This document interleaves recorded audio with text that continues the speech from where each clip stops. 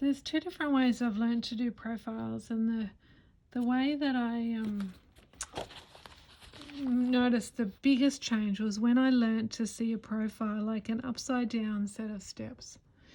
So each plane of the face is like this: down, steps inwards, down, steps inwards. So if you think down for the forehead, steps in towards the eye, down for the nose, steps in underneath the nose, down for the top of the lip, or I think that's called the septum, back in for the actual lip shape, down, in.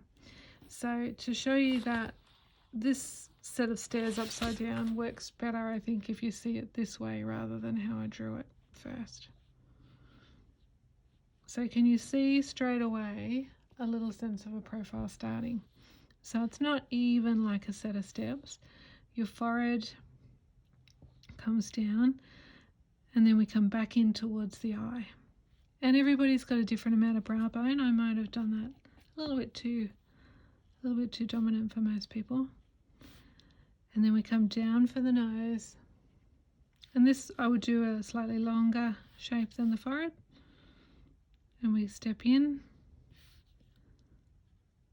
down for the top of the skin above the lip, so not the top of the lip. Here's the top lip, steps back in.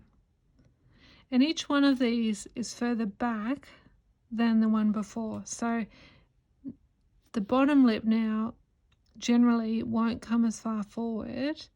The downward line, I want to keep it further back than that. There's the bottom of the lip there. We've got the indent of the chin. And generally then, so this is less horizontal than that one. And then the chin comes across. So can you see now we've got a bit of a suggestion of our outline of the profile. I could not have drawn that like that until I saw this, and it just something clicked. So then we've got to start to add the features in. So generally our eye sits, it's easier to do the nose first. So our nostril, and the reason it's easier to do the nose first is that the eye lines up somewhat with the nostril. So we've got a nostril and then the other ball of your nose. So the eye lines up generally in line with the outer point here. And it lines up with the indent there. So if I'm doing a profile eye, actually I feel like that could go a little bit further out. It's almost like a greater than sign. And then think of the pupil is an ellipse. So if I put a little bit, sorry, not the pupil, the iris is an ellipse, the pupil is the darkest point, and then I want to just put a little bit of shadow in, you know, a little sense of lashes.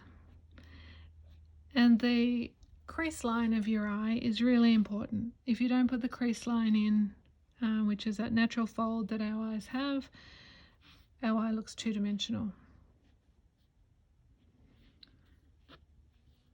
And so I have actually moved that out too far when I should have left it where I put it first.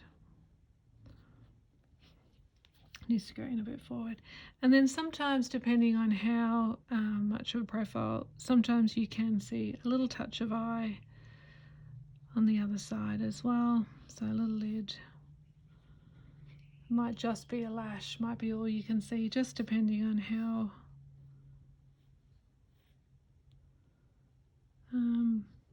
much of a profile. And so then you can just give that sense of the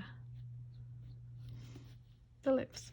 And again, this would be shadowed because it angles back, so I tend to put a little bit of shadow there. And this part always as dark as the pupil, and some shadow in this part rather than worry about detailing the bottom lip as much. And you know, obviously everywhere else it can be shadowed. That eye definitely is too far outwards.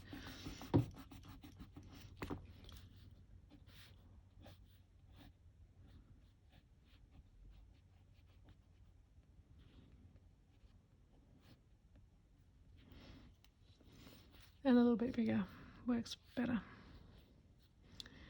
But again, if you're drawing just softly to start with, you can move features without any concern.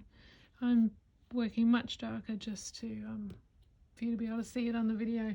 So can you see again that step down and back? Step down and back is down and back. Down and back for the nose, down and back.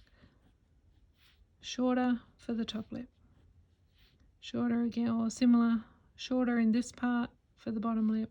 And then we come back to longer and less of a horizontal for this part of the chin, so that we create that. But also this works well to actually just round it a little bit more there as well. It gets a more natural look to this. But that technique, I can't tell you how that changed how I draw a profile. But recently I saw another technique, which was, I would only use this if I'm drawing little tiny people in my paintings, but it's draw a circle, and then out of the circle you come down across the bottom, and you can join it up or not, and then basically you add the nose on. And so now you have a face in profile that if you've got a small painting, you may not need any much more detail. But if you start to think of these techniques, we know that we need a little indent for that. We could just have suggestion of mouth and suggestion of eyes. But often if I'm doing a very small painting, say the face was only this size, I might not put any other suggestion of features. If it's somebody, for instance, who has a hat on, I've just been doing people from Vietnam,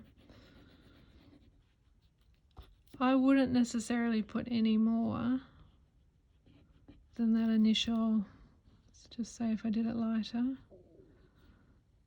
And the nose, if you just put the nose, it makes the head look like it's turned just that little bit further around, and then you've got the back of the head here.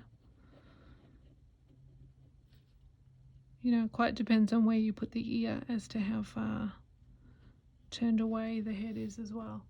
So you can see you can suggest faces really quite simply without a lot of detail. And of course, our lady or man would need an eyebrow, which I didn't put in. So your eyebrow lines up with this this shape there of the face, roughly there. And what I realized too, looking at it, is the chin is too small.